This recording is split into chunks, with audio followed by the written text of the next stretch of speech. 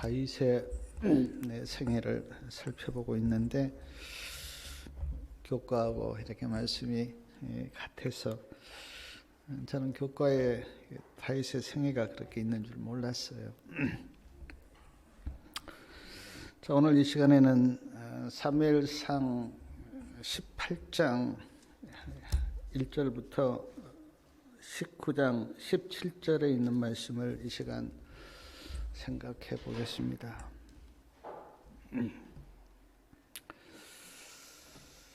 먼저 내용을 좀 이렇게 살펴보면은 다윗이 골리앗을 이겼지 않습니까? 아마 가장 크게 감동을 받은 사람이 요나단이었던 것 같아요. 요나단이 그 이후에 다윗을 아주 좋아합니다. 사무엘 18장 1절에 보니까 요나단의 마음이 다윗의 마음과 연락되어 요나단이 그를 자기 생명같이 사랑하니라. 자기 생명같이 요나단이 다윗을 사랑했습니다. 3절에도 그렇게 나와요. 요나단은 다윗을 자기 생명같이 사랑하여 더불어 언약을 맺었다. 그렇게 나옵니다. 언약도 맺었습니다. 우리 4절 말씀 좀 우리 같이 한번 읽겠습니다. 요나단이 자기의 입었던 겉옷을 벗어 다윗에게 주었고 그 군복과 칼과 활과 띠도 그렇게 하였더라. 자, 옷을 벗어줬습니다. 그리고 칼도 주었고 활도 주었고 띠도 주었어요. 이것은 굉장히 큰 의미를 가지고 있습니다. 사무엘상 18장 5절에 보니까 사울도 다윗을 좋아해서 말씀해 보니까 군대 장관으로 삼았다. 그렇게 나옵니다. 군대의 장을 삼았더라. 온 백성도 그것을 합당히 여겼고 사울의 신하들도 합당하게 여겼습니다. 참 하루아침에 다윗이 골리앗을 이기는 바람에 다윗은 참 군대 장관이 되었고 또 놀랍게 참 신세가 이렇게 바뀌는 걸 보죠. 그때 이제 블레셋과의 전쟁에서 승리하고 쫙 돌아오는데 말씀에 보면 이제 여인들이 노래를 부릅니다. 여인들이 말씀해 보니까 노래하며 춤추며 소고치며 경세 나오는데 경세는 제가 찾아보니까 뭐 트라이앵글 같은 건데 이렇게 좀 이렇게 소리를 내는 그런 기구예요. 근데 여인들이 노래하면서 춤추면서 그렇게 소고를 치면서 그렇게 하는데 그 노랫소리가 사울이 죽인 자는 천천히요 다윗은 만만이로다. 그렇게 여인들이 노래를 부른 겁니다. 이 노랫소리를 듣고 사무엘상 18장 8절에 보니까 사울이 이 말에 어떻습니까? 불쾌하여 심히 노하여 가로되. 사울의 마음이 아주 불쾌한 거예요. 그리고 이제 화를 쫙 냈습니다. 아니 다윗에게는 만만을 돌리고 내게는 천천만 돌리다니 하면서 이제 사울이 화가 난 거예요. 그러면서 사무엘 18장 11절에 보니까 아까 읽었는데 2번이나 창을 다윗에게 던졌어요. 다윗을 죽이려고.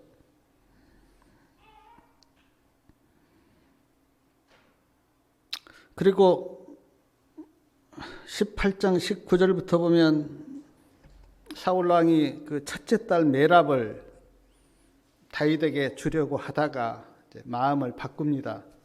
그리고 누구에게 그 딸을 주냐면 무글렛 사람 아드리엘에게 이렇게 딸을 줘버려요.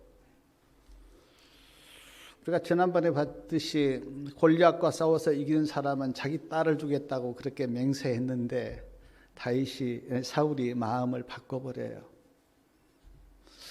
참 저는 이렇게 말씀을 보면서 그 사울의 거짓된 마음, 우리가 이제 앞으로 보겠지만 참 여러 번 그게 나옵니다.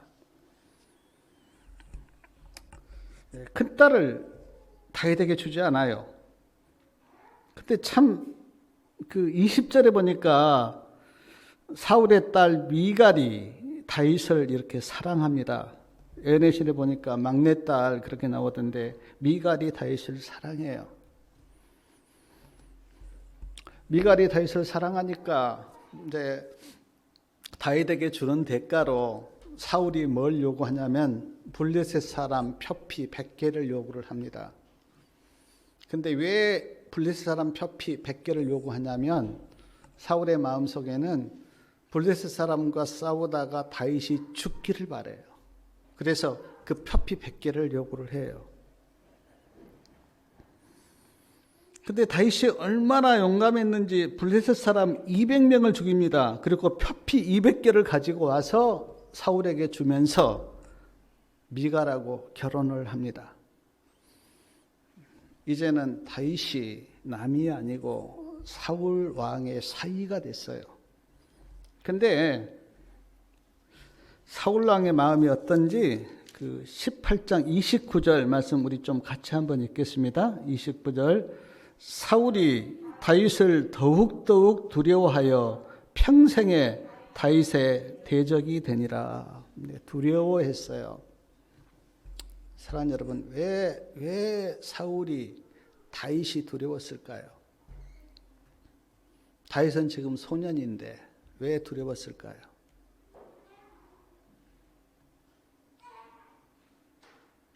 하나님을 의지하지 않기 때문에 두려워요. 하나님을 온전히 의지하면 사람이 두렵지 않습니다. 근데 하나님을 의지하지 않으면 사람도 두렵고 세상도 두려워요. 사울이 더욱더욱 두려웠다 그렇게 말씀에 나오는데 사울이 지금 이렇게 두려워한 것은 사울이 하나님을 의지하지 않아요. 그러니까 사람이 두려운 거예요. 하나님을 의지하는 믿음이 강할 때는요, 두려운 게 없어요. 근데 하나님을 의지하는 믿음이 없으면 염려와 두려움과 걱정이 마음을 사로잡아요. 지금 다윗은 소년이에요. 그리고 아무것도 가진 게 없어요. 근데 왜 왕이 그 소년 다윗을 두려워합니까? 하나님을 의지하는 믿음이 그에게 없기 때문에.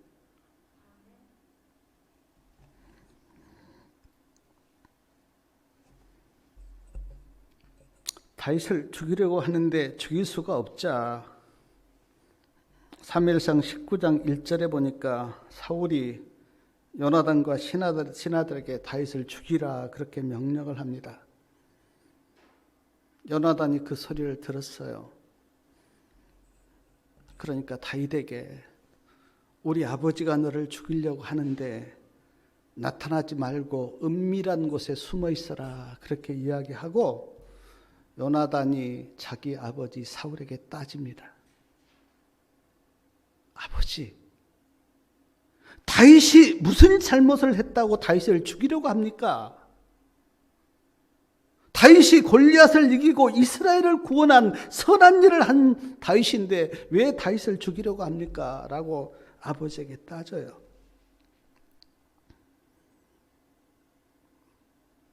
사울 왕은 다윗을 미워하고 요나단은 다윗을 좋아하고 마음이 달라요. 아버지 사울의 마음과 아들 요나단의 마음이 다른데 사랑 여러분, 하나님은 어떻게 보실까요? 지금 두 마음이 달라요. 다윗을 두고. 근데 하나님은 어떻게 보실까요? 사랑하는 여러분, 어떤 일을 할 때나 누구를 대할 때나 하나님이 이 일을 어떻게 보실까 묻기를 바랍니다. 그러면 우리의 태도가 달라져요. 만약에 사울이 한 번이라도 다윗을 내가 죽이려고 하는 이 마음을 하나님이 어떻게 보실까라고 물었다면 사울이 이런 마음을 못 갖죠. 그래서 우리는 늘 물어야 돼요. 누구를 대할 때나 어떤 일을 할 때나 이 지금 내 마음을 하나님이 어떻게 보실까 물으셔야 돼. 안 묻고 말하고 막 상대하고 그러니까 인간의 본성이 나오지. 한번 물어보세요. 누구하고 말을 할 때 이 내 마음을 하나님이 어떻게 보고 계실까? 그러면 그렇게 인간적으로 행동 못하죠. 함부로 말 못하죠. 함부로 화 못 내죠. 세상 사람들과 똑같이 행동 못하죠. 하나님이 어떻게 보실까라고 묻고 행동한다면 사울은 묻지를 않아요.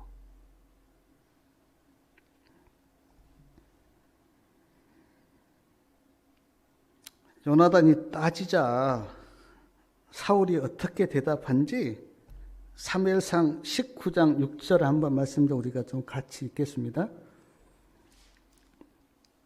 19장 6절이요. 사울이 요나단의 말을 듣고 맹세하되 여호와께서 사시거니와 그가 죽임을 당치 아니하리라. 맹세합니다. 내가 다윗 죽이지 않겠다. 그렇게 맹세해요. 근데 우리가 나중에 보면 알지만 이 맹세도 물거품이죠. 요나단이 이 말을 듣고 다윗에게 이야기합니다. 우리 아버지가 너 절대 죽이지 않겠다고 맹세했어. 그러니까 다윗이 안심하고 이제 왕궁에 거해요. 왕궁에 거하고 있는데 또 블레셋과 전쟁이 일어났어요. 다윗이 군사를 이끌고 또 전쟁터에 나갔습니다. 그리고 그 전쟁에서 또 승리를 했어요. 승리를 하고 또 돌아오는데 백성들이 또 다윗을 칭송한 거예요. 야, 다윗 용감하다. 다윗이 블레셋을 또 이겼다. 그렇게 칭송하자 사울 왕의 마음이 또 그냥 헷가닥해요. 그리고는 또 다윗을 향해서 창을 던집니다. 질투심 때문에. 인간의 가장 근본적인 죄, 질투심 때문에 다윗의 마음이 또 바뀌어서 사울의 마음이 바뀌어서 다윗을 향해서 창을 던진 거예요. 사무엘 18장 12절과 14절 두 번이나 이런 말씀이 나와요. 여호와께서 다윗과 함께 하셨다. 이런 말씀이 나오는데 참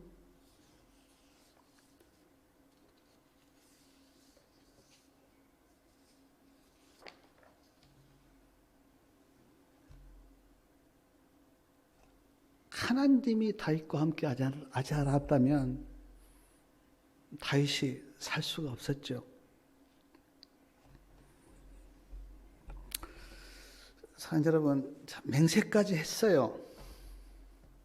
맹세까지 했는데 사울의 마음이 얼마나 변덕이 심한지, 그리고 사울이 그 자기 마음을 다스리지 못하는지 우리가 볼 수가 있는데 맹세까지 해놓고도 마음이 바뀌어버려요. 사울이 다윗을 이렇게 죽이려고 하자 다윗이 왕궁에 있지 못하고 피신을 해서 집으로 갔습니다. 근데 사울이 또 신하들에게 시켜요. 너 다윗 집으로 가서 숨어 있다가 다윗이 아침에 집에서 나오는 걸 보고 다윗을 죽이라고 사울 왕이 또 시켜요. 근데 이 소식을 누가 듣냐면 다윗의 아내 미갈이 듣습니다. 그리고 밤에 창문으로 줄을 이렇게 달아서 다윗을 도망가게 만들어요. 이때부터 다윗은 이제 도망자 신세가 됩니다. 매우 많은 세월을 도망 다녀요. 제가 그 말씀 이렇게 생각하면서 분명히 왕으로 기름 부음을 받았는데 지금 이제 도망자 신세가 돼요. 참 한치 앞을 볼 수 없는 인간이구나 하는 생각을 해봤어요. 오늘 우리도 마찬가지고요. 어떤 사람도 내일 일을 아는 사람 없습니다. 그러기에 우리는 오늘 이 순간 하나님을 의지해야 돼요.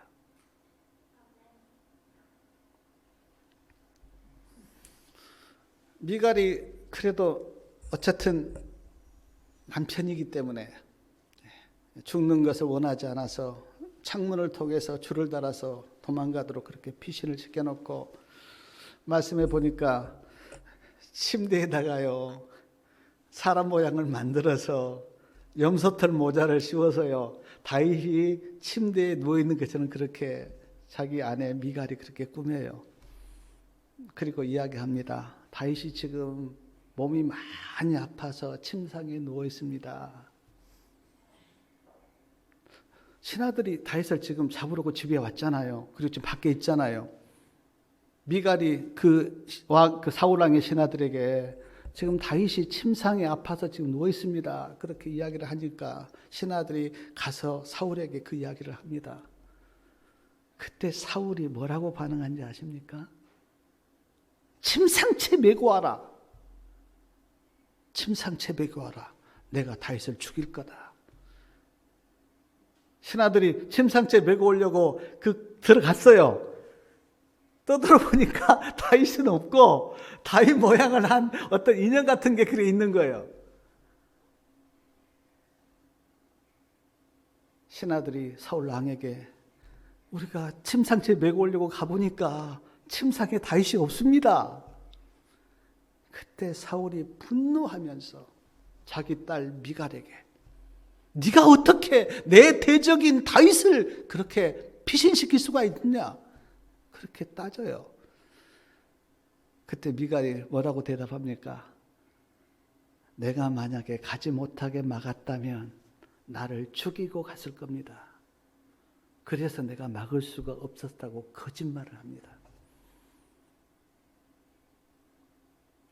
자, 여기까지 제가 오늘 말씀을 이렇게 보겠는데,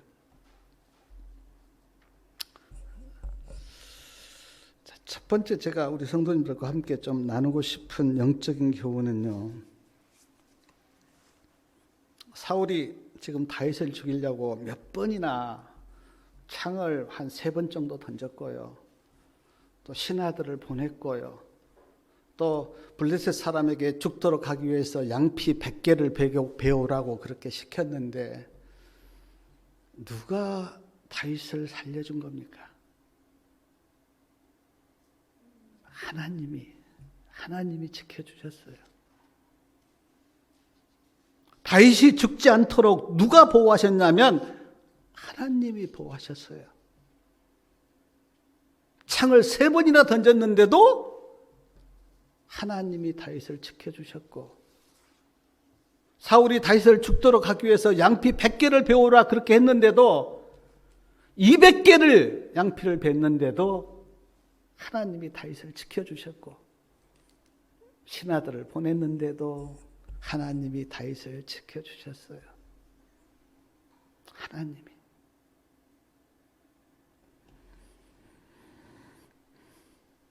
하나님이 다윗과 함께 하신 거죠.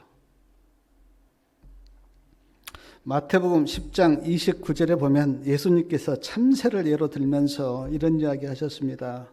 하나님께서 허락지 아니하시면 참새 한 마리도 어때요? 땅에 떨어지지 않는다. 우리의 생명은 하나님의 손안에 있습니다. 내 인생이 아니에요. 하나님의 손안에 우리의 인생이 달려 있어요. 다니엘 보십시오. 사람들이 다니엘을 죽이려고 사자굴에 넣었어요. 하나님이 허락지 않으니까 사자굴에 들어갔는데 다니엘이 죽지 않잖아요. 사드락, 메삭, 아벳느고도 죽이려고 뜨거운 풀무불에 들어가게 했는데 하나님이 허락지 않으니까 죽지 않아요. 에스더서를 이렇게 보면 참 에스더서는 참 감동이 많은데 하만이 유대인들을 죽이려고 날짜까지 잡았습니다. 12월 13일 유대인들을 다 죽이라 그렇게 날짜까지 잡아서 공문을 띄웠어요. 그런데 하나님이 허락지 않으니까 유대인들이 안 죽어요. 도리어 유대인들을 죽이려고 한 그들이 죽었어요. 저는 시편을 이렇게 읽으면서 시편에 보면 다윗이 그 절실하게 하나님이 나를 지켜주셨다고 하는 것을 다윗이 알기에 시편에 보면 시편 18편 2절에도 하나님은 나의 뭐라 그럽니까? 요새요, 방패요, 피할 바위요. 하나님이 나의 피난처요. 이 말은 시편에 내가 보니까 10번 이상 나와요. 하나님이 나의 피난처시다. 왜냐하면 다윗은 경험했기 때문에 하나님이 나를 지켜주셨다고 하는 것을 다윗이 절실하게 느꼈기 때문에 하나님은 나의 요새요, 피할 바위시요, 방패시요, 피난처시요. 그런데 사랑하는 여러분, 다윗에게만 하나님이 방패시고 피난처십니까? 오늘 우리에게도 하나님은 나의 방패시고 나의 피난처시고 나의 요새시고 나의 피할 바위시고 나의 도움이 어디서 올고 천지를 지으신 하나님께로서이다. 다윗은 그렇게 고백할 수 있었던 게 다윗은 경험적으로 알거든요. 하나님이 나를 지키신다고 하는 것. 제가 이런 말씀 앞에서 저도 생애를 돌아봤어요. 제가 보니까 뭐 연탄 가스로 또 차상으로 또 뭐 다리에서 난간으로 밤에 떨어져서 몇 번의 죽을 고비가 저도 있었는데 지금 와서 제가 고백할 수 있는 게 뭐냐면 하나님이 나를 지켜주셨습니다. 하나님은 나의 피난처가 되시고 요새가 되시고 피할 바위가 되시고 방패가 되십니다. 저만 그렇습니까? 우리 성도님도 다 지금까지 지켜주신 것 아니에요.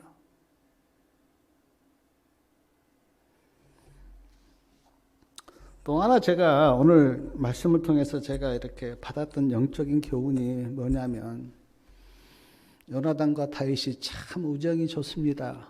아까 제가 읽었어요. 생명같이 사랑했다.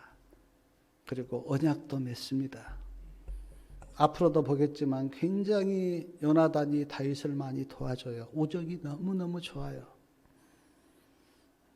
그런데 요나단이 다윗 편으로 오지는 않아요.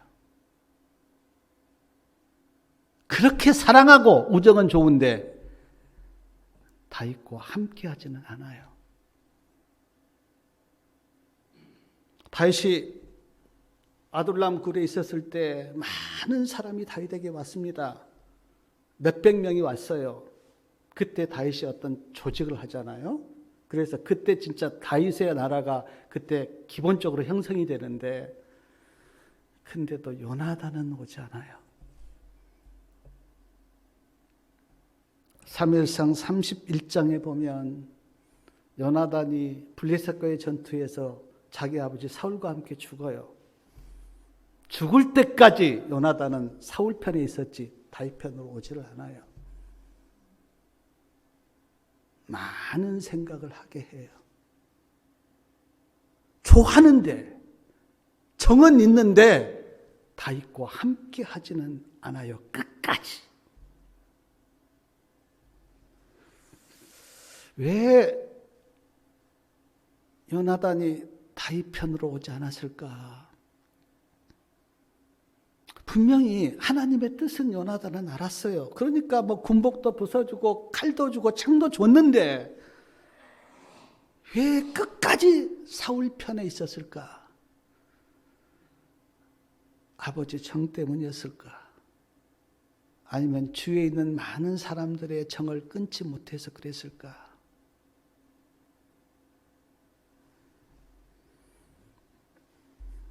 사랑하는 여러분, 우리가 다 정답게 살아야 되죠. 정 좋습니다. 인간적인 정 다 좋아요. 형제 간의 정, 부모님 간의 정, 친구 간의 정 다 좋습니다. 그러나 하나님의 뜻이 나에게 임했을 때는 그 정을 끊을 수 있는 믿음도 있어야 돼요. 정에 이끌려서 살다가는 요나단처럼 끝까지 다윗 편으로 오지 않고 사울 편에서 인생을 마치는 그런 사람이 될 수도 있어요.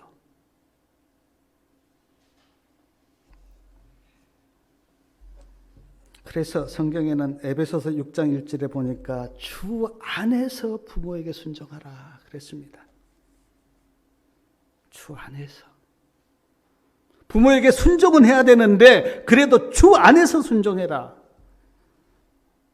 마태복음 10장 37절에 보면 예수님께서 아버지나 어미를 나보다 더 사랑하는 자는 내게 합당치 아니하고 아들이나 딸을 나보다 더 사랑하는 자도 내게 합당치 않다 그렇게 말씀하셨는데 이 의미는 최우선은 하나님의 뜻이에요. 하나님의 뜻이에요. 가장 먼저 우리가 우선적으로 우선순위를 정한다면 하나님의 뜻이 가장 먼저예요. 아멘.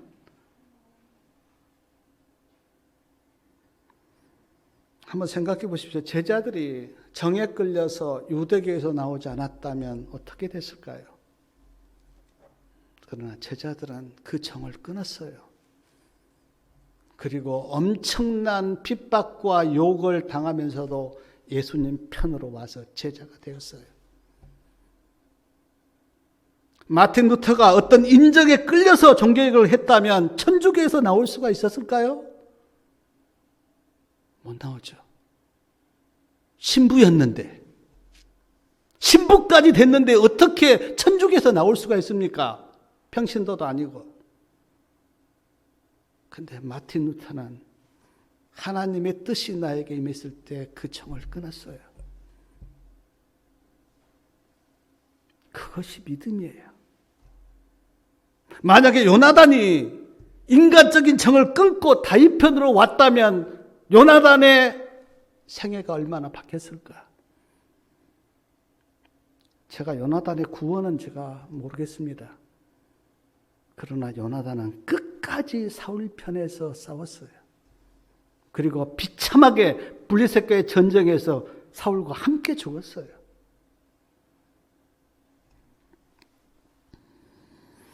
아브라함이 정에 끌려서 본토 친척 아비집을 떠나지 못했다면 어땠을까요? 성경에 아브라함이 있었겠습니까? 우리가 믿음의 조상 아브라함 그렇게 우리가 부르는데 그 믿음의 조상이 있었겠느냐고요. 정에 끌려서 하나님의 뜻을 따르지 못했다면.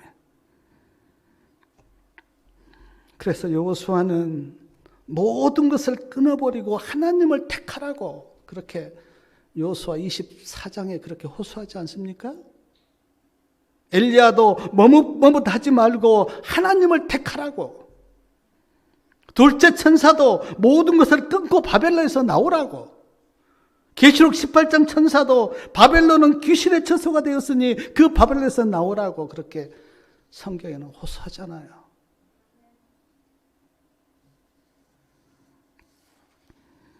요한복음 8장 32절에 진리가 너희를 자유케 한다라고 예수님께서 말씀하셨는데 진리가 자유케 한다는 의미가 뭡니까? 예? 진리가 우리를 자유케 한대요. 근데 그 의미가 뭐예요? 친구 관계의 정도, 부모 관계의 정도, 돈이나 물질이나 어떤 것에도 매이지 않고 오직 진리만 따를 수 있는 자유. 그 자유가 있습니까?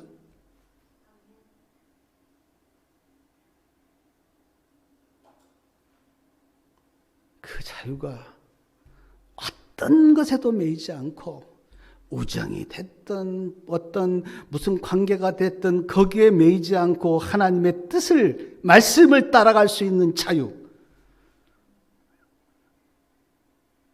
그것이 있을 때 우리는 하나님을 따를 수가 있다고요. 정에 매이고 친구에 매이고 친척의 어떤 관계에 매이면 단언하건대 믿음으로 따를 수가 없습니다. 그것은 곧 믿음이 없는 거고 하나님을 믿지 않는 거예요. 우리는 어디에 있든지 하나님의 음성이 들리면 모든 관계를 끊고 하나님을 따라갈 수 있는 그런 믿음이 우리에게 필요해요. 그리고 그 백성들을 하나님께서 너는 내 백성이다 그렇게 부르십니다.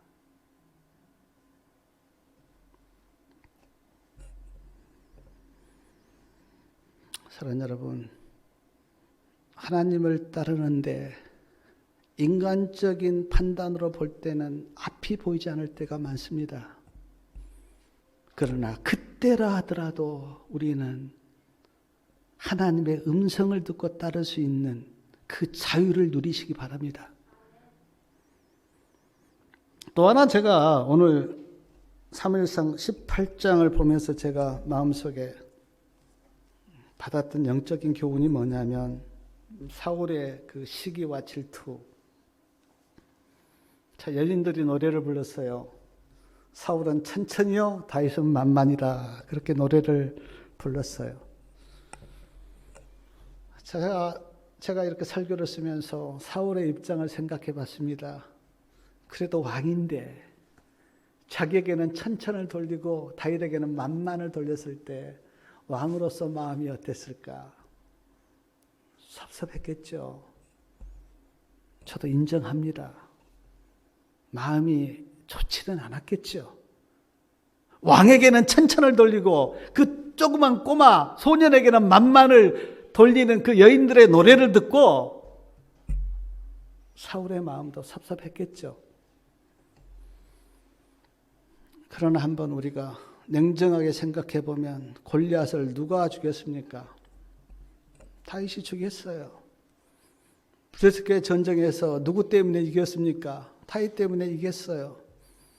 그러므로 다윗에게 만만을 돌리는 게 당연하죠. 합당하죠. 그때 만약에 사울이 그래 맞다. 다윗이 골리앗을 죽이고 우리가 정리해서 전쟁에서 승리했기 때문에 사울에게 만만을 돌리는 것이 옳다라고 만약에 했다면 백성들이 사울을 어떻게 봤을까요? 아주 존경하고 높이고 우리 왕이 최고다 그렇게 아마 했을 것 같아요. 근데 사울은 그렇게 지금 마음이 넓지가 않습니다. 사울의 마음이 그렇게 넓지를 않아요.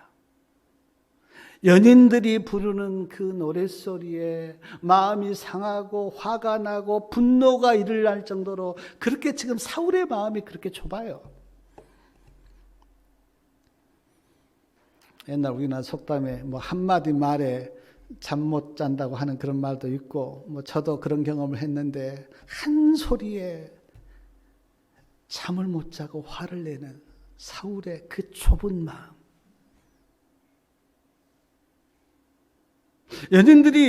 그 여인들이 부르는 그 노랫소리에 좀 마음이 섭섭해도 좀 못 들은 척하고 그냥 지나가는 아량이 있었다면 그래 그냥 한 귀로 듣고 한 귀로 흘려버리고 사울이 자기 길 갔다면, 그런 아량이 사울에게 있었다면 좋았는데 사울에게는 그런 아량도 없습니다. 그리고 마음이 좀 지금 괴로워요. 연인들이 자기에게는 찬찬을 돌리고 다윗에게 만만을 들리니까 지금 마음이 좀 괴로워요. 그러면 그때 어떻게 해야 됩니까? 하나님께 기도를 해야죠. 하나님, 내 마음이 좀 지금 힘듭니다. 내 마음이 좀 불편합니다. 하나님, 나를 좀, 내 마음을 하나님께서 좀 진정시켜 주셔서 좀 내 마음이 편하도록 하나님 좀 해주세요. 그렇게 기도를 해야죠. 근데 사울에게는 기도할 믿음이 없어요. 마음도 넓지 않고 아량도 없고 이해심도 없고 기도할 믿음도 없어요. 이것이 지금 사울의 상태예요. 얼마나 불쌍한 사울입니까? 백성을 다스리는 왕까지 되었는데 아량도 없고 믿음도 없고 마음도 좁고 이해심도 없어요 지금.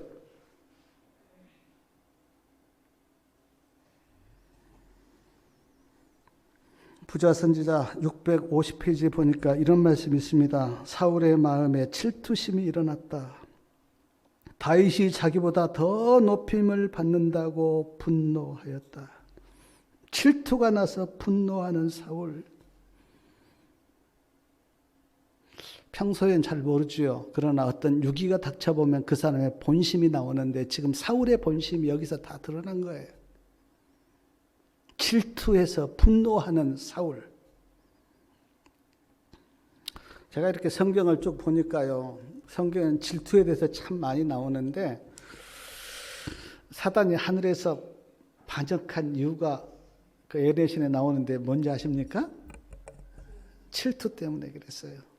하나님, 왜 예수님은 자꾸 회의에 그렇게 참석해서 예수님을 그렇게 하고 나는 왜 회의에 참석을 안 하고 나를 그렇게 합니까? 하는 질투 때문에. 물론 여러 가지 이유가 있었지만 그 중에 하나가 질투였다고요. 예수님에 대한 질투. 가인이 아벨을 죽인 것도 뭡니까? 왜 아벨의 제사는 받고 내 제사는 받지 않습니까? 하는 질투 때문에. 요셉의 형들이 요셉을 미디안 장사꾼에게 판 것도 뭡니까? 질투 때문에. 메데 페르시아 총리와 반백들이 다니엘을 참소한 것도 질투 때문에. 제사장들이 예수님을 죽이려고 한 것도 시대의 소명에 보면 질투 때문에. 제가 보니까요, 질투에 딱 빠지면 이상하게 돼요. 이성을 잃어요. 그리고 아주 사악한 자가 됩니다. 한번 정말 질투심이 그 안에 들어가면 이상하게 돼요, 사람이.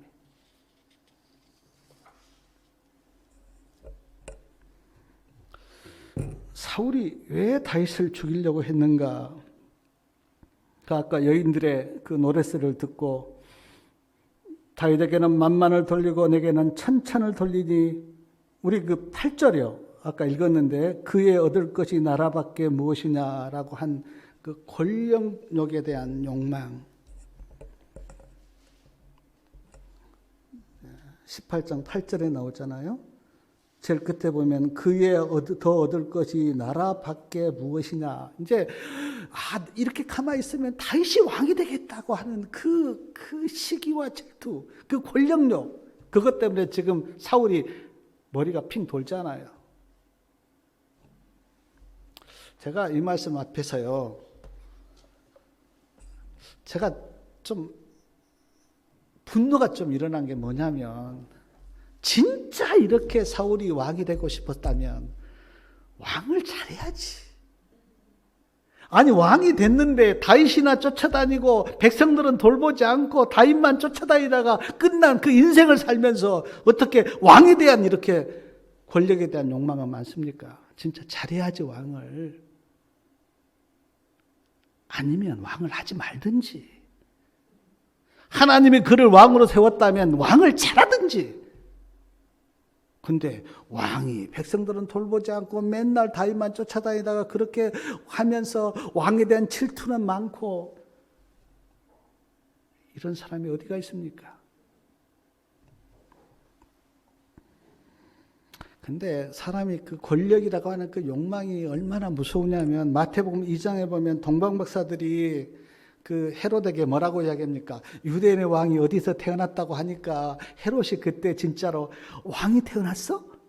그러면 내 왕 자리를 뭐 그가 차지한단 말이야라고 생각하면서 그 근처에 있는 2살 아래 아이를 헤롯이 다 죽이잖아요.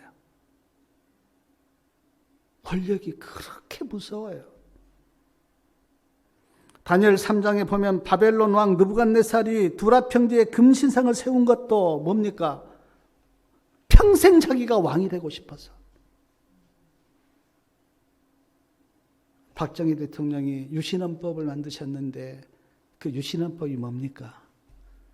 대통령 더 하고 싶어서. 근데 제가 역사를 보면서 느낀 것이 하나 있어요. 권력이라고 하는 욕망에 빠지면 반드시 어떻습니까? 불행해요. 어떤 사람도 그 권력이라고 하는 과한 욕망에 빠져서 행복한 사람은 저는 본 적 없어요. 악한 사람이 되고 다 불행해요.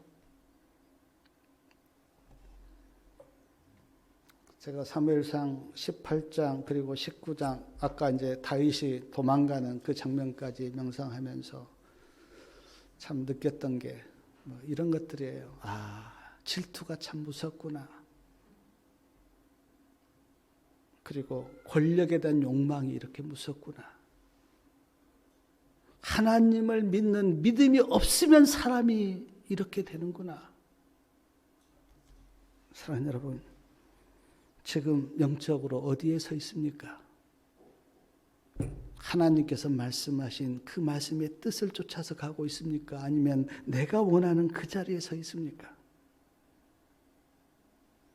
만약 사람들 그래요. 내가 원하는 그 자리에 서 있으면서 늘 기도를 하나님 내게 은혜를 부어주세요. 나에게 축복해 달라고 그렇게 기도하는데 내가 원하는 그 자리에 서 있으면 하나님의 축복이 부어집니까? 하나님의 말씀을 따라서 믿음으로 갈 때 거기에 하나님의 축복과 은혜가 부어지지. 내가 원하는 그곳에 서 있으면서 기도한다고 부어지냐고요. 그리고 그것이 어떤 사람에게 대하든지 아니면 뭐 일이든지 아니면 명예든지 어떤 직분이든지 내 안에 질투와 시기는 없습니까? 제가 교회 와서 굉장히 부끄러운 것 중에 하나가 교회 안에서도 무슨 선거를 하거나 무슨 어떤 거 하면은 마음이 삐쳐서 막 나누어지고 싸우고 어떤 장로교인들은 뭐 투표하면 거기에 막 돈이 개입되고 그리고 막 거기에 떨어지면 또 교회를 안 나오고 우리가 하나님을 믿고 있는 겁니까? 어떤 것에도 질투를 갖지 마십시오. 그러면요, 기도가 안 돼요. 질투심에 차서 누구를 미워하면서 말씀을 봐보세요. 말씀이 깨달아지나? 깨달음이 없어요. 마음에 평안이 없어요. 그래서 성경에서 질투나 시기나 그렇게 하지 말라고 하는 것은 다른 사람을 위해서가 아니라 내 자신을 위해서 내 마음의 평안과 기쁨과 감사와 기도와 그런 것이 이루어지려면 내 마음에 질투와 시기가 없어야 돼요. 사울처럼 이렇게 질투하고 시기하는 마음으로는 기도도 안 되고요. 사울이 뭐 기도한 것 봤습니까? 말씀을 봐도 깨달음이 없어요. 그리고 과한 욕망은 부리지 마십시오. 사울이 지금 왕에 대한 어떤 그 권력에 대한 욕망이 꽉 차서 막 그 다윗을 죽이려고 이렇게 하는데 그것 좋지 않습니다. 뭐 내가 욕망을 부린다고 해도 욕망대로 되는 건 아니잖아요. 그래서 저는 사도 바울이 빌립보서 4장 11절에 나는 자족하기를 배웠다 그렇게 고백했는데 우리도 주님 안에서 자족하기를 배워야 돼요. 주님, 이 정도면 됐습니다. 감사합니다.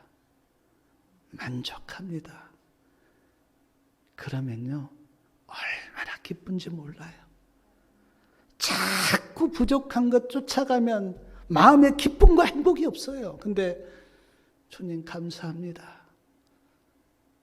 아니 우리가 다 진노의 자식들인데 구원받은 것도 감사하고 이렇게 사는 것도 다 알고 보면 감사해야 돼. 그래서 주님 안에서 사도 바울이 빌립보서 4장 13절을 많은 사람들이 내게 능력 주신 안에서 내가 모든 것 살 수 있다 이 말을 사람들이 막 뭘 하는 걸로 생각해요. 그 문맥은 그 말이 아니에요. 내가 비천에 처하든지 고난에 처하든지 나는 자족하기를 배웠습니다. 그 말이에요. 그 말. 앞뒤 말씀을 보면 내가 모든 것을 할 수 있으니까 나는 다 할 수 있다. 그 말이 아니라 나는 어떤 환경에 처하든지 주님 안에서 내가 거기에 자족하기를 배웠습니다. 그러므로 불평하지 않습니다.